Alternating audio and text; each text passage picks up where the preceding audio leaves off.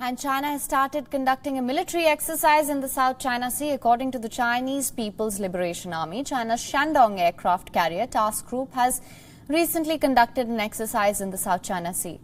China has repeatedly complained about United States Navy ships getting close to the island it occupies in the South China Sea, the same islands where Vietnam, Malaysia, the Philippines, Brunei and Taiwan also have competing claims.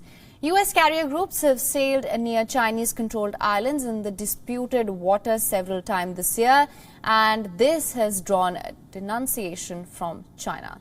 The exercise has been described as routine training and part of the Chinese Navy's annual work plan. The Shandong entered service in 2019 and is newer of the two carriers in China. In a statement, the spokesperson of the Chinese Navy has said, I'm quoting here, "It is completely legitimate and beneficial in improving the country's ability to uphold national sovereignty and security."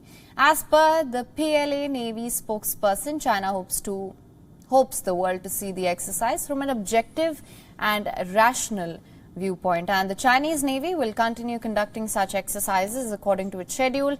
Remember, Beijing used the pandemic to militarize the region. It launched a Cold War in the middle of the public health crisis on Sunday last week. The Chinese state media reported new additions to Beijing's fleet. 3 new warships have been commissioned. One of them is the amphibious assault ship that could be deployed near Taiwan. The other 2 are a destroyer and a nuclear submarine. All 3 of them will be deployed in South China Sea. And don't forget, hundreds of PLA vessels are already sailing in these disputed waters.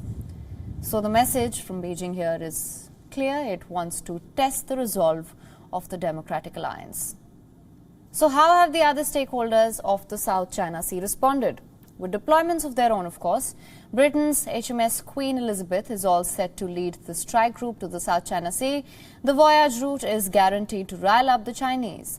The ship will visit India and Singapore. It will then sail through the South China Sea and before visiting Japan and South Korea.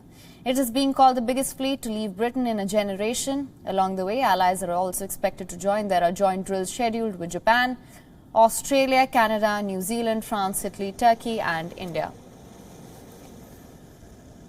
The Britain's arrival in the Indo-Pacific, and Prime Minister Boris Johnson also talked about playing a greater role in East Asia. Britain's entry at this point is crucial. The Philippines and the US have just concluded a military drill, and Britain is keeping up that momentum. And plus, military presence in South China Sea is an insurance for Taiwan. On Monday, Australia's Defence Minister sounded a warning. He said that the world must not discount the threat of a conflict between Taiwan and China.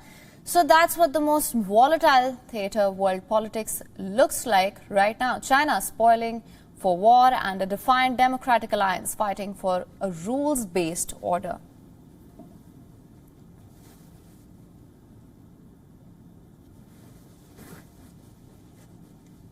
WION is now available in your country. Download the app now. Get all the news on the move.